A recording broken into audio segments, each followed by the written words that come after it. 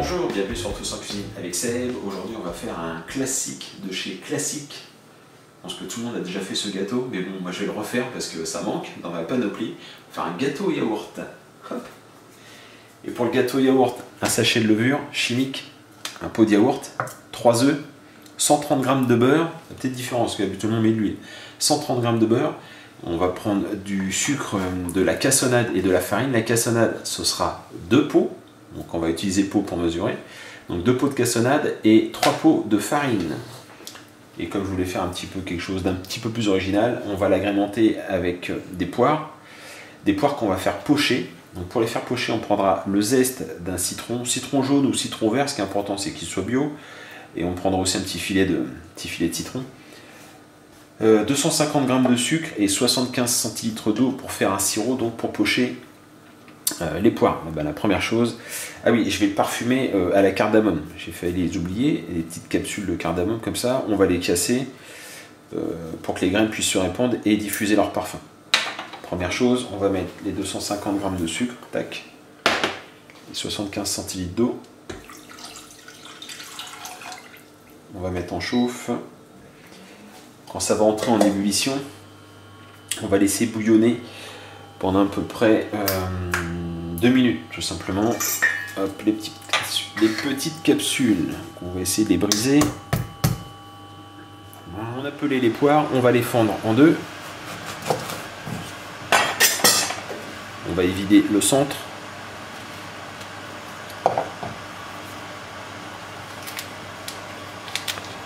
Voilà la partie la plus dure. Hop, on va se débarrasser de l'extrémité. Petit reste de la fleur. Voilà. On peut éventuellement gratter un petit peu ici pour enlever la petite partie fibreuse. Voilà. Hop. Ok. Une fois qu'on s'est occupé des poires, on va couper le citron en deux. On va prélever un petit morceau de zeste comme ça. On se débarrasse du blanc s'il y en a de trop. Tac. On va mettre un petit morceau de zeste dans la casserole. On va presser le citron, le demi-citron d'ailleurs. Voilà. On va venir faire pocher donc les poires, hop là, pendant 8 minutes à peu près. Bien sûr, vous avez pris des poires à chair ferme. Pocher les poires pendant 8 minutes à peu près. Alors, je me débarrasserai des graines après. On va les mettre à refroidir dans une assiette. On laisse les poires rafraîchir ici et on va maintenant passer à l'appareil à gâteau. Donc le gâteau yaourt, on va se servir donc du pot de yaourt pour mesurer tous nos ingrédients. On va d'abord commencer par mettre le yaourt. On va rajouter les œufs, 2 et un troisième. On va commencer à battre. On se sert donc du pot pour ajouter 2 pots de sucre. Donc sucre cassonade. Un pot. 2 pots. Je viens racler ce qui reste parce que ça colle toujours dans ce genre de pot.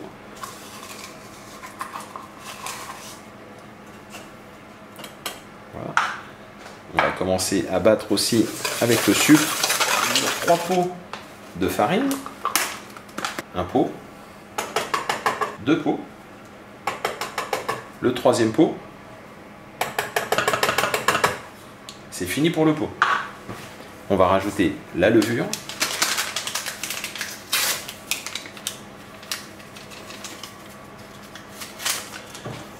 on va bien mélanger. On va mélanger, on va rajouter le dernier ingrédient, le beurre fondu.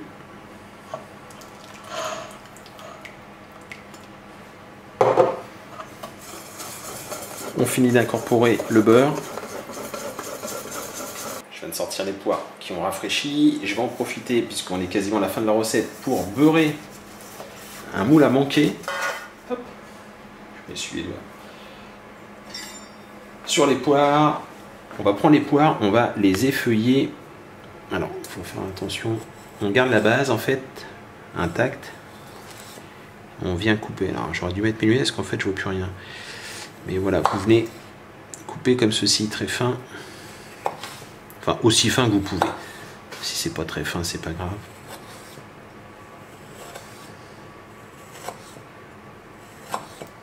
Voilà, ça donne à peu près ça. Je vais faire le reste des poires. Oups, là, faut pas l'abîmer. Je vais maintenant mettre la préparation dans le moule à manquer qu'on a beurré.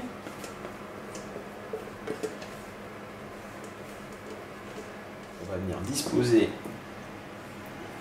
les poires. Donc on essaie de les ouvrir en éventail. Hop, on les pose délicatement.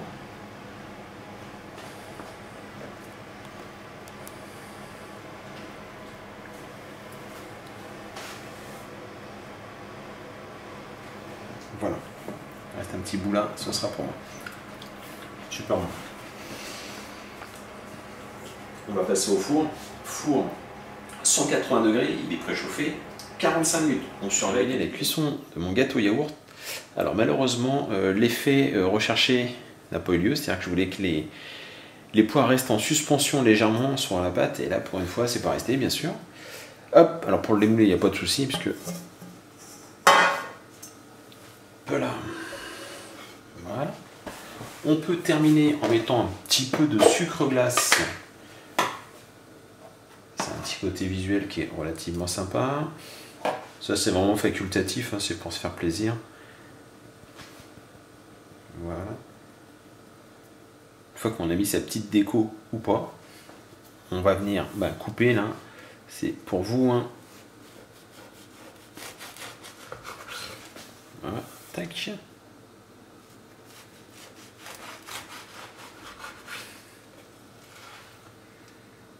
Hop.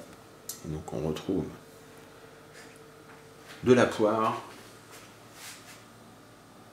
Je vais croquer dedans. Ça me fera mon dessert.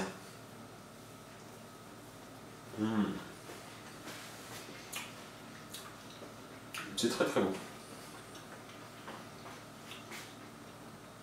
La poire, ça amène un petit peu de fraîcheur dans le gâteau. Le gâteau de yaourt, c'est bon. Toujours bon avec une petite crème, je trouve moi, ou un petit café, ou un petit thé. Et ben en fait, on peut s'en passer parce que grâce à la poire, ça amène une texture un peu différente. Voilà, j'espère que cette recette vous a plu. Vous allez me laisser un commentaire pour me dire si vous connaissiez la recette du gâteau yaourt et comment vous la faites, tiens vous par exemple. Vous n'oubliez pas mon petit pouce bleu et moi je vous dis à très bientôt pour d'autres recettes. Au revoir.